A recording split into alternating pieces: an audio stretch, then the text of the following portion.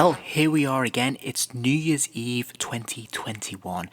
Hard to believe that yet another year is over. It feels to me like I was just sitting here this time last year thinking about all the things that I needed to do in 2021, and now I'm here once again contemplating 2022. 21 has been a pretty interesting year for me. Of course, I did launch this channel about halfway through the year, so I've really enjoyed setting this up and making some videos and still getting to know some of you in the comments, which has been fantastic. And thank you all so much for watching my videos and subscribing. It's been an absolute blast. But I thought today it would be fun to look back over 2021 in terms of the things that I've bought, the top 10 sort of highlights for me that I've bought this year. Now, as ever with these lists, they are of course entirely subjective. This is just my personal opinion, and I'm also only looking at things that I personally picked up. There's a whole load of toys that look fantastic and I'm sure are absolutely amazing, but I never bought them, so I can't really comment on them until I've actually seen them in hand. So this list is really just my personal top 10, my personal highlights from 2021. Now, I probably should point out, in case this is the first video you've ever watched of mine, that I am a huge Marvel Legends collector, so I've tried to be fair and not fill this entire list of Marvel Legends entries, because anyone who collects Marvel Legends will know that an awful lot of figures are being produced by Hasbro each year in this line. So I've tried to spread it out a little bit and have an even spread of different toys from different companies to make it a little bit more interesting for those who don't just collect Marvel Legends.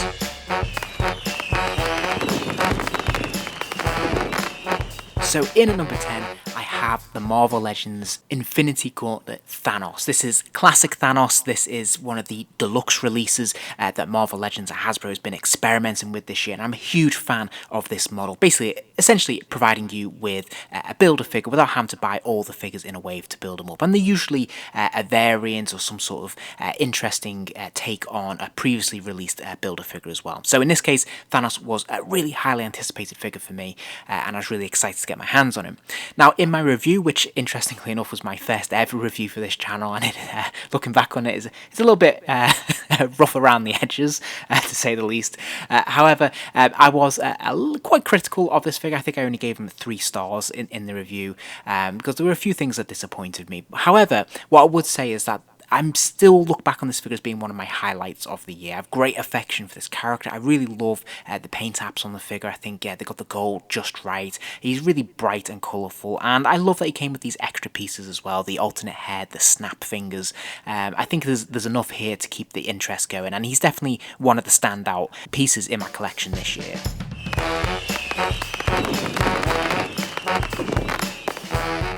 Now, 2021 has been a big year for Mego releases this year for me. And one of the things I was really delighted to see was the move more into creating some new original figures based on the next generation. And in my opinion, the best of these was Cube. This figure completely caught me by surprise, really. I wasn't expecting a great deal from it. I've had a number of Cube figures across the years, a lot of them in these judges' robes that we see here, but there was something really nice about the way they produced this figure. I thought the head sculpt was really good, I thought the colours were really vibrant and nice, and there was something a little bit more luxurious about this release than you would expect from Mego.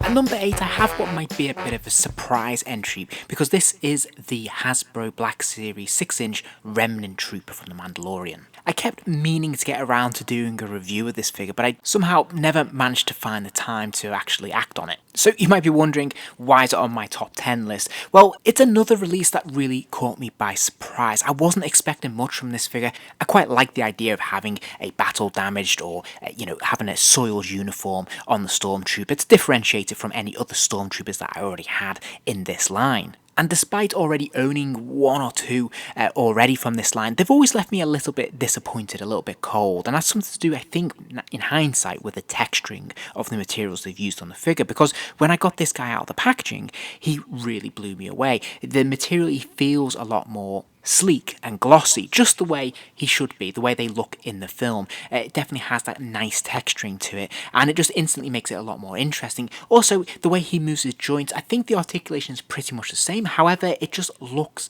better somehow, and it just flows a lot easier. And there's just something very, very pleasing about this figure, where I feel like they've kind of nailed it and actually got this right. And for me, this is the best Stormtrooper that Hasbro has produced in the Black Series. And it's also nice that he's benefited from the new brand of packaging, where there's a little bit of an image on there, a little bit more colour added into the line, which just makes him a bit more displayable and a little bit more fun in the shelf when he's sat stuck in his box.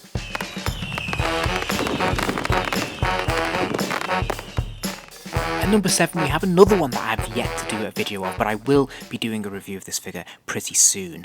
And the reason for that is because he was actually a Christmas present, so I haven't got around yet to filming him properly.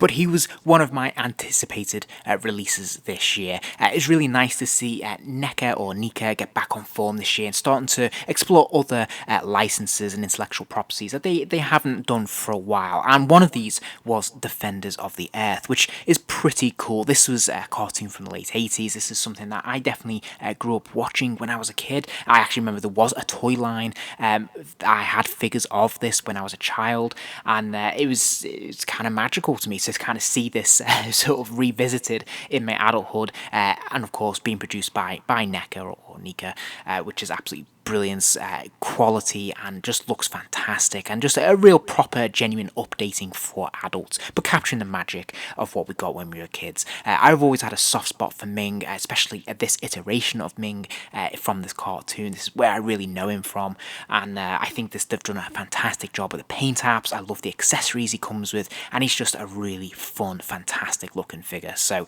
that's why he is my number 7.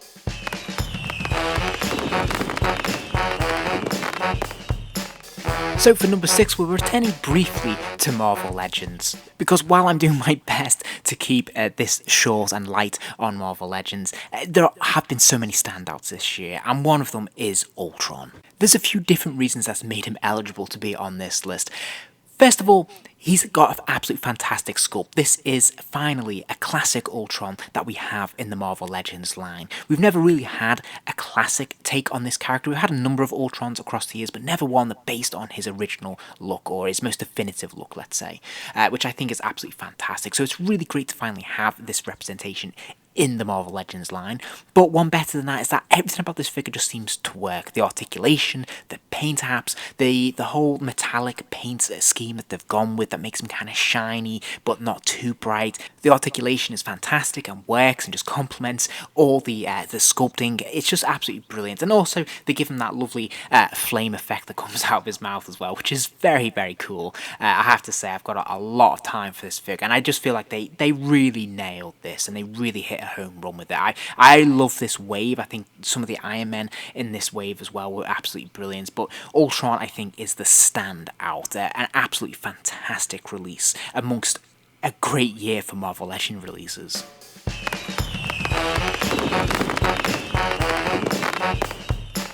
For number 5, we're back to Mego, and that is the creature from the Black Lagoon. Now, I think this figure was scheduled for release at the very end of 2020, but he certainly didn't show up in my hands until the early part of 2021, so therefore I think he's eligible to be on this list. And what a fantastic release. He really is wonderful. He's one of the all-time best Mego figures I have in my collection, I have to say. Everything about this figure just works. I think the sculpting is wonderful, the paint apps are magnificent, having all that black shading going through the figure across all those plastic pieces there to just really enhance the gills and the look on the gill man's face and everything is just brilliant. It just adds a lot of depth and texture to him, which is fantastic. I think his bodysuit, his costume is really nicely done, and of course we see some unique pieces for Mego in the hands and the feet and some of the fins that he's got on his wrists and on his back, and I just think all of it comes together to make a really, really very, very nice, luxurious, classy release from Mego. Definitely several notches up from what we would expect to get from a figure at this price point, and very much aping the 1970s style. They've done an absolutely incredible job with it, and I'm really, really delighted to have him in my collection.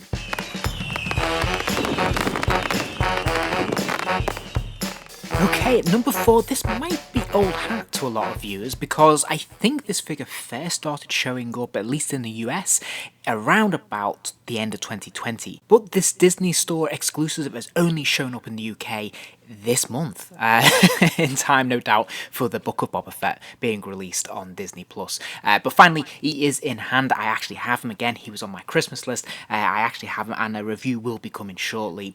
But suffice it to say, this is an absolutely fantastic release. I really feel like Diamond Select Toys, after being in a little bit of a strange place the last few years in terms of releases, has actually really upped their game in 21. And I've actually produced some absolutely fantastic figures, and are actually starting to get a lot more product out there, which is brilliant. And chief amongst them, I think, this Boba Fett figure is one of their best. Like, the articulation's fantastic, the accessories he comes with are really fun. He's got his blaster, he's got blast effects, he's got flame effects coming from his jetpack, all sorts of different goodies.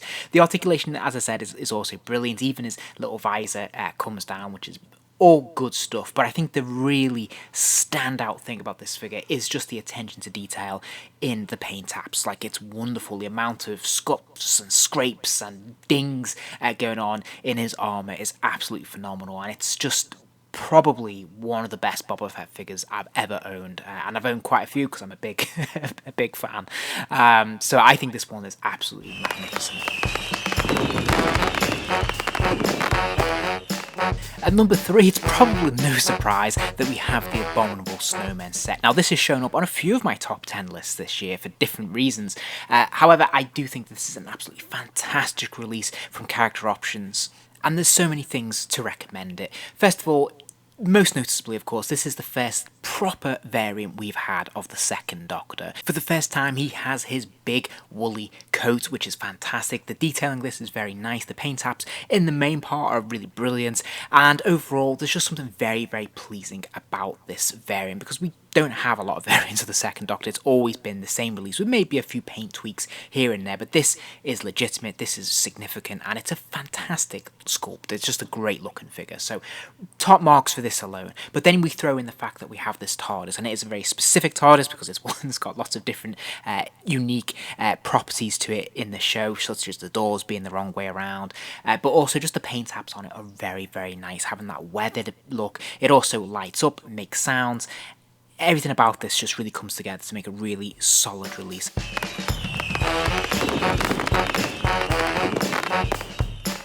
And at number 2, we're back to Diamond Select, who released the Silver Centurion Iron Man as part of their Marvel Select line this year. There's been a number of other releases in the Marvel Select line this year that were really good contenders. There was Titanium Man, and of course the Taskmaster. These are both brilliant figures and probably deserve equal billing on this top 10 list. But for me, I'm going with the Silver Centurion just because he was one of those that was performed way and above and beyond expectations. I've always really liked this costume. I thought the early production photos were really solid, and I was really glad to get him. But when I got him, wow, I was really blown away because he comes with so much more than I ever anticipated.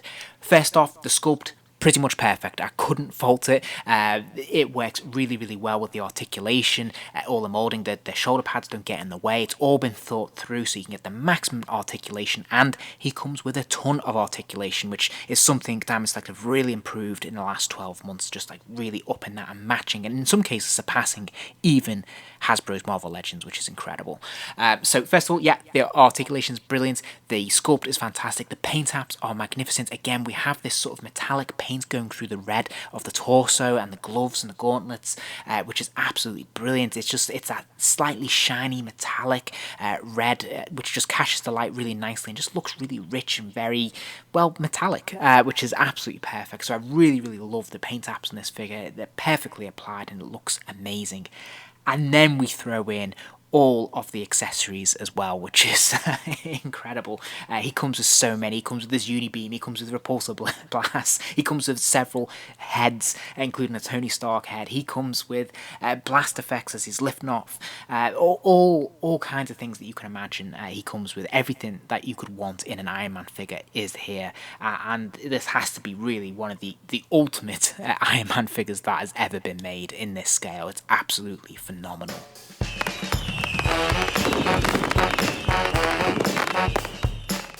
And of course, my number one, well, it kind of has to be the HasLab Marvel Legends Sentinel. This is a really significant release this year. It marks the first of the HasLab Marvel Legends line. So this year, of course, we got the Sentinel, which was ordered in 2020, finally arrived in towards the late summer of 21, which is brilliant.